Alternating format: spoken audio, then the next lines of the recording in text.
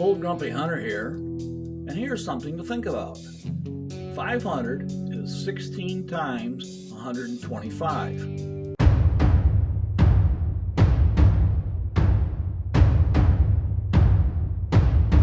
Welcome to my version of what drag is.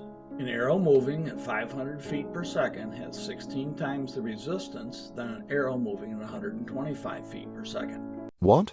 How's that again?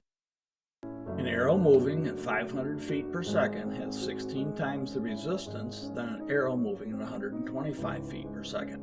Okay, can you explain how? That's because velocity within the formula is squared. The formula for drag has been sitting at the bottom of the screen. FD equals 1/2 P times V squared times CD times A. Let me break that down for you. FD is the drag force,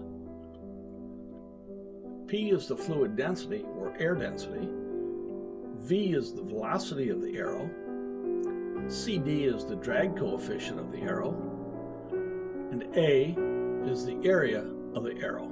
Let me try to make that a little bit simpler. Drag is 1/2 times density times the velocity times the drag coefficient times the surface area. For the sake of this discussion, we are only concerned about the velocity, and because all of the other values are going to remain the same at any given time, we can just ignore them. Let's just look at squaring the velocity. 125 squared equals 15,625. 500 squared equals 250,000. 250,000 divided by 15,625 equals 16. Because the velocity is squared, if you double the speed, the drag increases by 4 times. Triple the speed and the drag increases by 9 times. This table shows speeds ranging between 125 feet per second and 500 feet per second and the resulting drag resistance factors.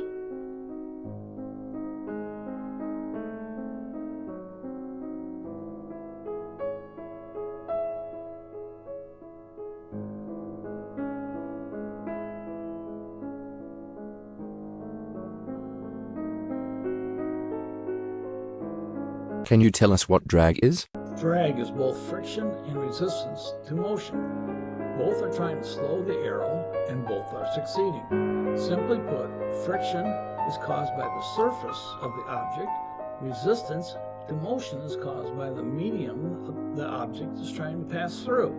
That medium could be air, hide, tissue, bone, anything else. If you want to calculate the drag of your arrow in flight at the time of launch, it can be done using the formula. You'll need to know the air density, the speed of the arrow in meters per second, the drag coefficient of the arrow, and the area of the arrow in square meters. Air density is always changing due to temperature, water vapor or humidity, and altitude. At ideal conditions, the air density is 1.204 kilograms meter cubed at 20 degrees Celsius at sea level. The drag coefficient for a bare shaft arrow is 1.2, and with a flexed arrow, it's about 2. Now you need to know the area of the arrow. Most of us learn how to calculate the area of a circle somewhere between grades K and 12. The area of a circle is pi r squared. My crossbow arrows have an outside diameter of 0.346 inches, which means the radius is 0.173. The area of that is 0.094 square inches. But wait a minute, doesn't the formula use square meters? We have to divide the radius by 39.3700787402 and then do the rest of the calculations. When all the math is done, you have the drag in kilograms force.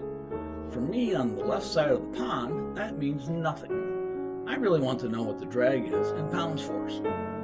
So what is a person to do? Well, I cheat. I use an online calculator that can be found here. There will be a link for it in the video description. I've stepped away from the opening statement a little bit here, so let's go back. Like kinetic energy, as speed doubles, the resistance quadruples.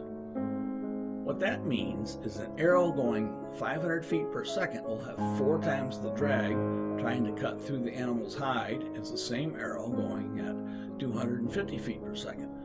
You know, I've made other videos where I've talked about speed and how arrow speed is only one factor to be considered. Yes, there are advantages to more arrow speed, but at the same time, there are disadvantages also. Only you can decide what's best for you and your shooting.